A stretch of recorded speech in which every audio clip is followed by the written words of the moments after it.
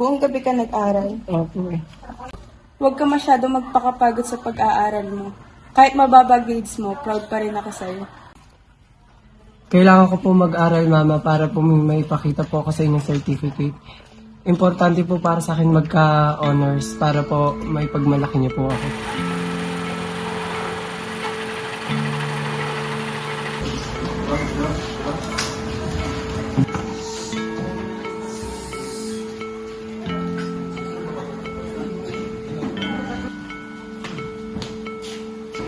Good morning, class! Ang topic pala natin ngayon ay tungkol sa pagiging mamamayan ng isang tao.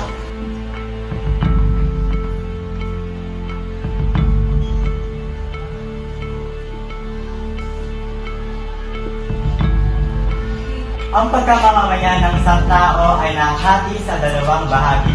Ito ay ang jus soli.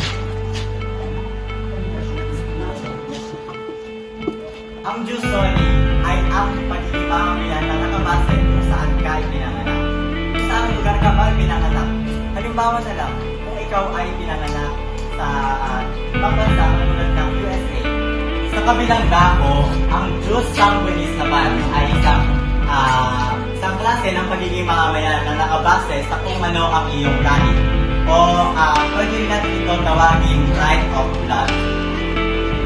Ngunit may mga paraan din naman upang mawala ang iyong pagiging mamamayan sa iyong bansa. Sino ba ang magbigay ng mga halimbawa nito? Maaari pong mawala ang pagkamamamayan ng isang tao pag siya po ay nanumpas sa watawat ng iba at pag po siya po ay nag-asawa ng taga-ibang bansa at nagpalipat po siya ng citizenship.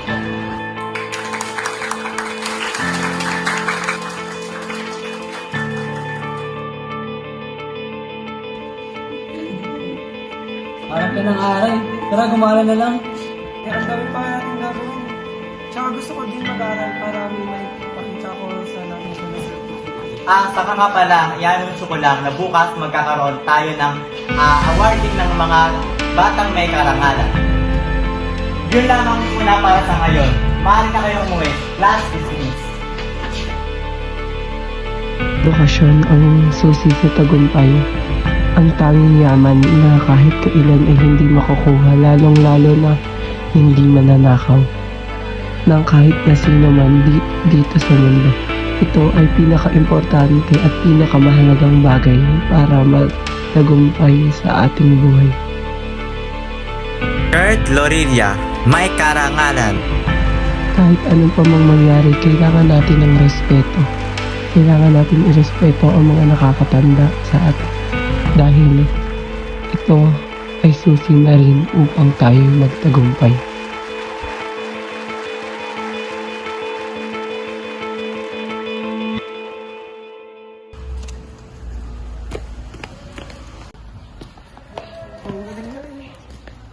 Nag-graduate na naman tayo. Tara na lang gumala. Ipapakita ko pa kasi sa nanay ko yung certificate ko eh. Sa susunod na lang kaya. Sige. Susunod na lang ha. Sige ba?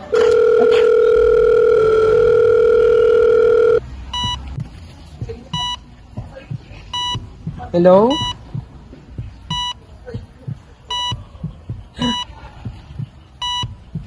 Ano? Kurt, saan ka pupunta?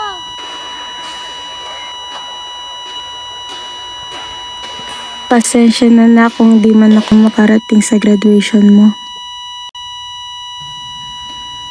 Alam kong ilang gabi kang walang tulog para lang makapag-aral.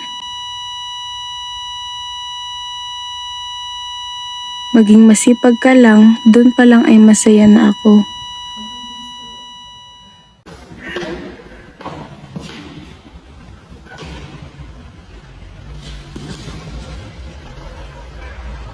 Tandaan mo lang na may karangalan man o wala, proud pa rin ako sa'yo.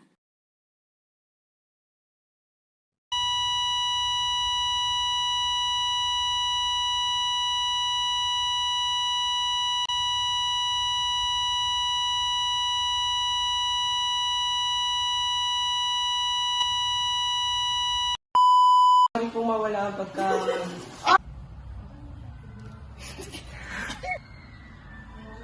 Teka lang. Ang bagal. Okay, go na, go na.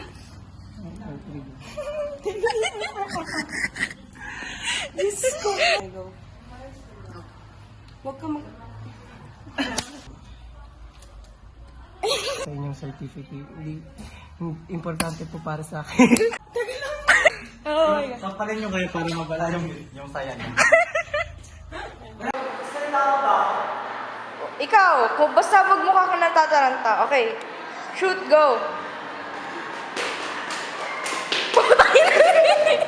1, 2, 3, go. Ito yung letter na